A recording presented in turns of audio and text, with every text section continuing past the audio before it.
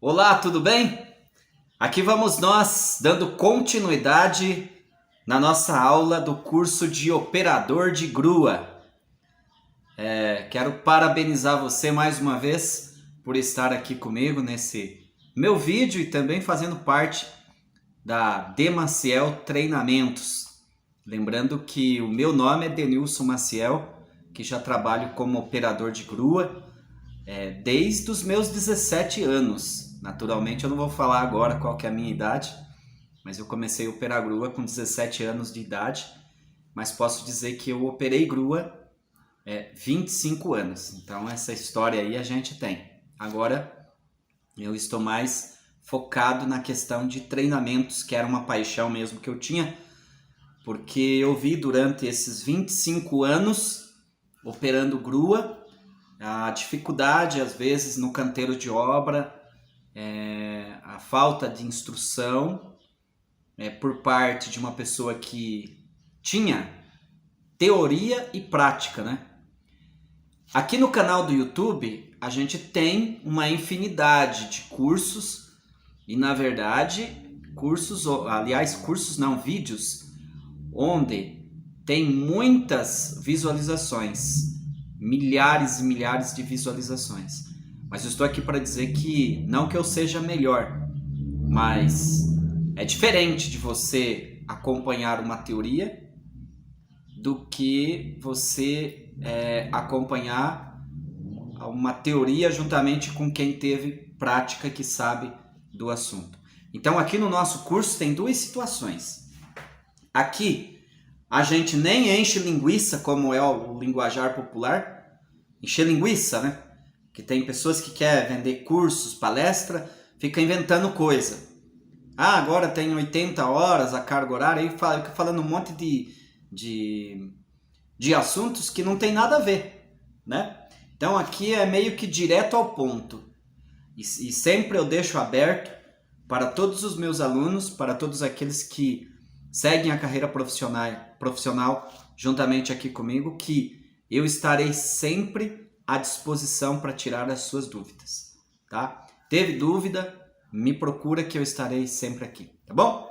Bem, então na aula passada eu lembro que a gente a gente vinha falando sobre o histórico, né?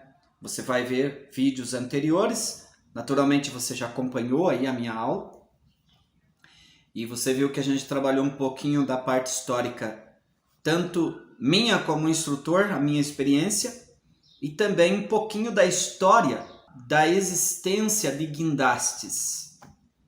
E a grua, ela surge depois da Segunda Guerra Mundial, mas ela vem com muita força. Estamos aqui, logicamente, para dizer que só aqui no Brasil, nós estamos vivendo aí centenários, comemorando o centenário da existência desses guindastes espalhados aí pelas capitais e pelas grandes cidades do nosso país. Tá bom? Então, não é de agora que começou a grua, né? Então, às vezes, não, ela já vem de tempo. Eu particularmente, você vê, se eu prosseguisse ali na caminhada, operando grua, e não tivesse parado, porque eu parei para dar uma atenção especial ao treinamento. Então não tem como eu estar operando grua e estar dando treinamento ao mesmo tempo. Eu tive que optar por essa situação. Como eu tinha um sonho de trabalhar com treinamentos, para mim repartir a minha experiência com outros, então eu parei de operar grua. Mas se precisar, eu volto.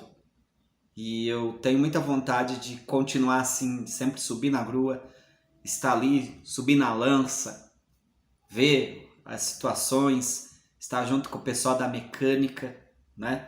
O pessoal da montagem, porque isso é muito bom, faz parte da vida da gente. É uma paixão trabalhar como operador de grua. O que eu estou dizendo é que se eu não tivesse parado, por exemplo, eu já estaria quase aposentado. Quase aposentado aí, operando grua. Mas eu não estou preocupado com isso, né? Mas eu tenho amigos, colegas que estão aposentados. Lógico que quando eu comecei a operar grua, eles já estavam na carreira.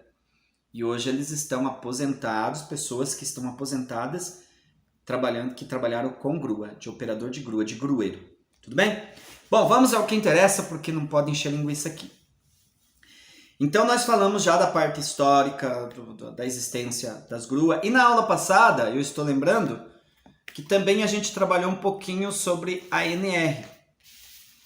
A grua, na verdade, a gente trabalha especificamente com a NR 18.24.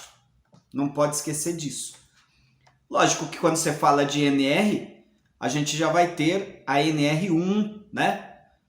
E as NR, você tem NR1 e aí os tópicos, subtópicos, os itens, tá? Então, a grua, ela está especificamente na NR 18.14.24, tá vendo? Então, as NR, ela são muitas informações. Existem muitas normas de trabalho. Então, desde a NR1, NR2, NR3, NR4, NR5, NR6, NR7, vai até chegar NR18. A nossa da grua é a NR18, 18.24, que logo na NR1, aliás, 18.1, não está falando especificamente de grua. Tudo bem? Lógico que agora nós também damos destaque para outras NR, bem como a própria NR1, tá? Então, talvez na próxima aula eu vou falar só sobre um básico, sobre a NR1, a NR5, a NR6, a 11, a 12, a 17 e a NR35.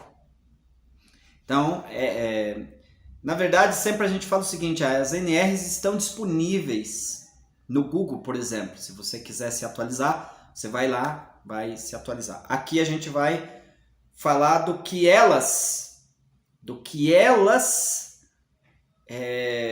das normas embutidas ali, mas assim já de uma forma mastigada. E aí eu vou já comentar aqui com você. Bom, vamos pensar um pouco sobre a questão do meio ambiente de trabalho.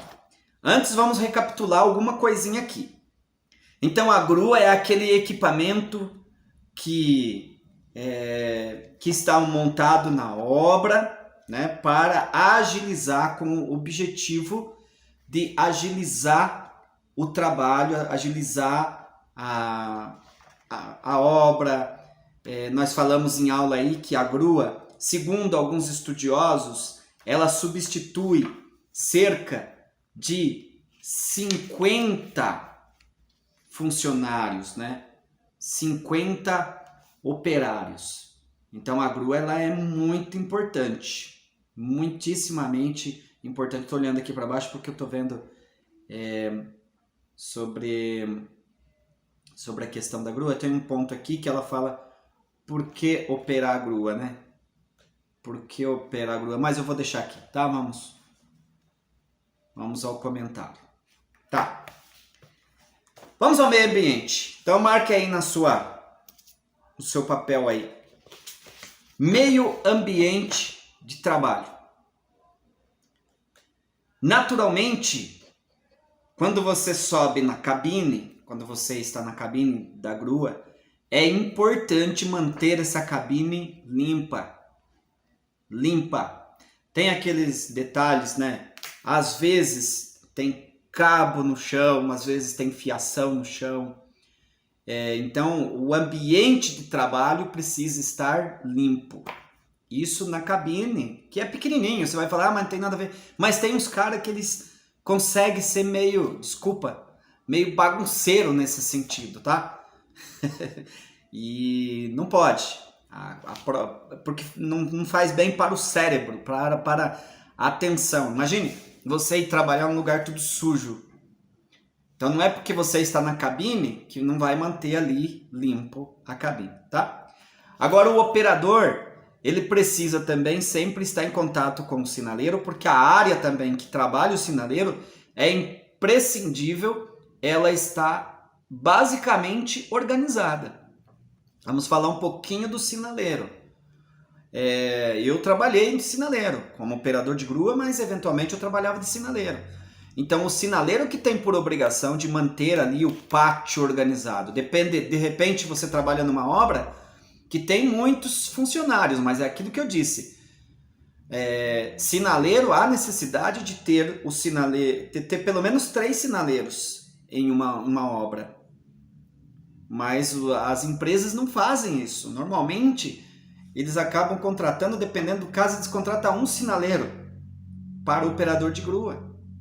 Que no caso deve ser 2, pelo menos 2. Porque um está embaixo, que é o amarrador de carga. É aquele que manda a carga, né? E o outro em cima do prédio. Em cima, né, onde ele recebe. Um despacha o material, o outro recebe lá. Quando se tem um sinaleiro só, o que acontece? Esse carinha amarra a carga, depois ele vai lá para o prédio para receber. Quando não existe uma certa conversa, que é errado, com o pedreiro ou com os ajudantes dos pedreiros, para que eles recebam a carga lá, que é errado, né? Mas, quando a gente está trabalhando como operador, tem que ter esse bom senso, né? Não discutir isso, né? A norma diz aqui que é errado. Quem tem que saber disso é o dono da empresa. Se eu estou trabalhando lá de operador, mas eles não colocam o sinaleiro, o profissional para trabalhar, então isso aí já não sobra para mim, né? Sim, mas aí algumas coisas que der errado só é para eles. Lógico que na qualidade de operador, se você vê que tem uma anormalidade nesse sentido, o caminho seria comunicar o técnico de segurança, porque o técnico nunca falta na obra, né? Não pode ter obra se não tiver o técnico de segurança. Tanto é que eu logo vou estar falando aí como técnico de segurança, porque eu estou cursando agora técnico de segurança. Então a obra não pode ficar sem o técnico de segurança. Quando o operador não tem, ele ficar sem aquele apoio, aquele amparo, por exemplo, pode acontecer do encarregado, do mestre de obra, do próprio engenheiro ou do dono da empresa, porque aí o seu emprego também está em jogo. Se você discutir, não tem sinaleiro, então eu não vou trabalhar. Bom, aí ele pode dispensar você, né? Ou ele pode dar uma advertência, então não pode entrar por esse caminho. O que a gente tem que fazer é o seguinte: bom, eu chamo o técnico de segurança e vou orientar ele e dizer, olha, posso conversar com você? É o seguinte, o operador de grua trabalha como sinaleiro, inclusive com aquele cara que tem o certificado em mãos, né? Que já fez o curso direitinho. Mas ele não está. Não está, a obra quer economizar, mas o técnico tem que saber. E de preferência ter alguma prova que você falou com o técnico. Lógico, o técnico, eu não posso desrespeitar os técnicos, né? Nunca desrespeitei, principalmente agora, cursando, né? Estudando aí com os técnicos de segurança. Não dá. Então eles são muito profissionais. Eles costumam agir sempre como grandes profissionais. Eles ficam a par de toda essa situação. Eles sim têm poder para entrar com algumas ações, vamos dizer assim, e tentar resolver essa questão aí. Beleza? Mas o que eu tô querendo dizer aqui é que se até para ter sinaleiro, 1 ou 2, já os empreiteiros, normalmente são as empreiteiras, né? A construtora já não quer para economizar, você imagine se no pátio embaixo, onde está ali armazenado o material, vai ter várias pessoas ali para organizar esse material, para organizar esse canteiro, aonde é o percurso, vamos dizer assim, da grua. Naquele local onde a grua pega material, leva para outro para outro espaço, pega de lá, leva, né, o local aonde chega o caminhão. Tem lugares que a gente vai descarregar caminhão, o chão totalmente desnivelado. Eu sei que tem algumas situações que foge do controle, tanto do operador, lógico, como também do sinaleiro.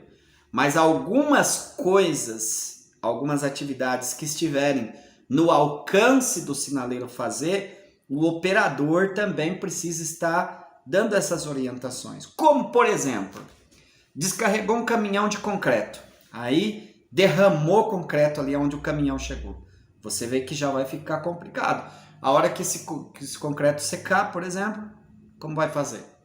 Derramou um pouquinho, depois derrama mais um pouquinho. Daqui a pouco, o que acontece? Quando chega um caminhão para descarregar um caminhão de bloco, normalmente, né, que é onde você vai ter que pegar o garfo, que é o dispositivo que a grua pega. A grua trabalha com garfo. Ela vai pegar o garfo, que tem a espécie da paleteira, né? Paletizadeira, mas paleteira. Ela vai pegar o palete lá no caminhão. Se ele está desnivelado, o caminhão fica desnivelado por conta de obstruções que tem no chão. Entendeu? Então é isso que esse ponto aqui, esse primeiro ponto, eu estou aqui seguindo um roteiro de aula. Então ele fala sobre a questão do meio ambiente. Lógico que o operador está nas alturas, mas o sinaleiro está embaixo e ele deve sim estar organizando o local. Esse ponto que nós estamos trabalhando na aula de hoje, estamos falando de meio ambiente. Eu comecei falando que a sua cabine precisa estar limpa, precisa estar organizada. Mas não é só a cabine. O local embaixo, onde está o sinaleiro, que o sinaleiro faz parte da equipe do operador. Operador e sinaleiro, né? Ele é uma espécie de um casamento. Eles estão juntos. É uma familiaridade muito próxima. Então, o operador e o sinaleiro estão atentos sobre o ambiente de trabalho deles ali, tá? Então, não pode deixar acumular materiais que não há necessidade de estar naquele espaço. Outra coisa, lógico que o técnico de segurança, ele faz esse trabalho, ele vai sempre colocar uma faixa ali, algumas informações indicando que naquele local do percurso da grua não pode estar circulando gente se não há necessidade. Se a grua está pegando a peça e passando por aquele local, para que pessoas passando por ali? Mas às vezes não tem jeito, né? Dependendo do tipo, você já trabalhou na obra, você sabe. De repente não tem jeito. Eu trabalhei numa obra que o canteiro era muito pequeno. Tanto é que a movimentação da lança da grua era por cima da avenida. E eu tinha uma dificuldade muito grande, porque com carga eu não poderia passar na avenida por cima dos carros. Eu trabalhei um bom tempo assim. Imagine, era uma loucura. Tinha vezes que eu tinha que esperar fechar o sinal, porque o sinal era na esquina. Então, quando fechava o sinal, tinha um espaço. Tinha um espaço que os carros paravam de passar por ali. Então, dependendo do tipo de peça que eu estava, eu esperava esse momento. Então, quando fechava o sinal, eu passava e ia para o local. Absurdo, né? Mas eu trabalhei. É incrível, quase que inacreditável, mas eu trabalhei numa obra como essa. Por quê? Tá falando do ambiente, o seu ambiente de trabalho. Você tem que tomar cuidado. Não pode passar por cima de pessoas. Mas quando não tem jeito, aí o operador precisa criar o que nós chamamos de plano B para essa situação. Tá bom? Beleza? Combinado aí? Vamos aí mais um ponto? Então já falei ali a limpeza, né? Informações sobre o ambiente do trabalho, a higiene, a limpeza que precisa acontecer. E aí, vamos comentar um pouco aqui sobre riscos inerentes à função desempenhada. Tudo aquilo que você vê que possivelmente que seja riscos de acidente, você também tem que evitar, né? Então você, na qualidade de operador, você sabe que tem um local que você está passando ali, ou tem um tipo de cara que ele é desligado, que toda vez que você vai, ou com o palete de bloco, ou com a laje, ou com o pilar, ou com a ferragem, ou com a caçamba de concreto, ou com a caçamba de massa, seja o que for que você estiver levando para o local, mas de repente tem um tipo de cara que normalmente tem nas obras, aquele que está mais desligado, ou mais à vontade, ou está querendo provocar mesmo uma situação. Então, se esse cara toda vez você está indo com a peça, ou ele entra de baixo, ou ele faz um serviço errado ali com relação ao material que você levou, você está vendo ali que aquilo ali pode causar o quê? Um acidente. É risco. Então não pode. Você precisa estar atento e comunicar aí, nesse caso, o técnico de segurança. Sempre assim, o técnico de segurança é o cara, né? Para a gente comunicar. Eu já falei que a gente não sobe para a máquina sem o capacete, sem o cinto.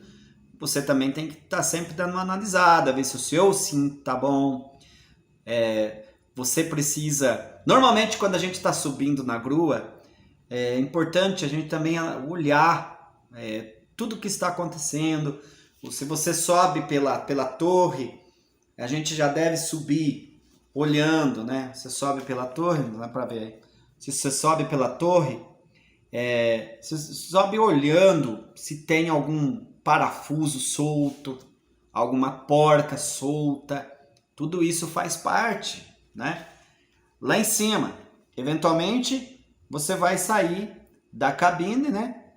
Essa aqui está sem cabine. Da cabine, se você está com pouco serviço, e dá uma ida aqui atrás, né?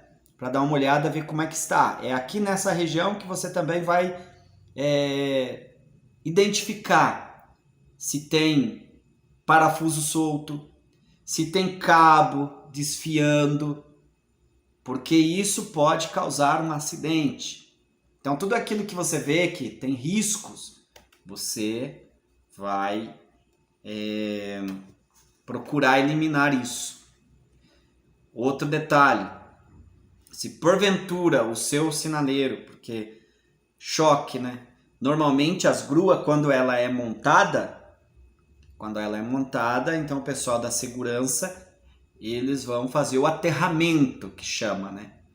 É lógico que o bom operador, ele vai se certificar de tudo isso antes de você subir na máquina. Você foi contratado na empresa, mas você vai estar atento. Por isso que você faz o curso aqui, entendeu? Então o curso aqui não é só para aprender a operar, porque operar já é aquilo que nós estamos falando, você vai aprender na prática. Tem que ser na prática, não tem jeito.